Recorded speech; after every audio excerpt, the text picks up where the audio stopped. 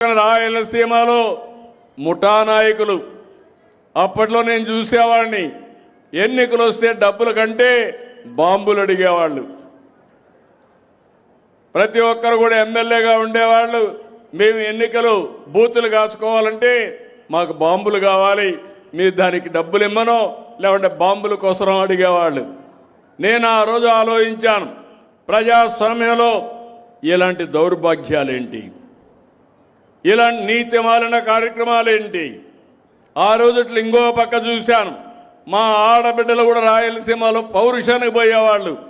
ఎవరన్నా చంపితే నేను కుంకుమ కూడా తీయను, మళ్ళా అతన్ని చంపిన తర్వాత నేను సాంప్రదాయాల ప్రకారం ఏం చేయాలో అవన్నీ చేస్తామని చెప్పేవాళ్ళు.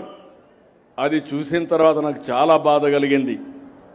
అప్పటికే వెనుకబడిన ప్రాంతం ఇష్టానుసారంగా చేసే పరిస్థితికి వచ్చారు. అందుకే నేను చెప్పా, ఈ ప్రాంతంలో ముఠాలు జరగడానికి వీలు లేదని చెప్పి ముఠాల్ని పూర్తిగా తుదముట్టించిన పార్టీ తెలుగుదేశం. ఆ రోజు అవునా కాదా ఆలోచించండి.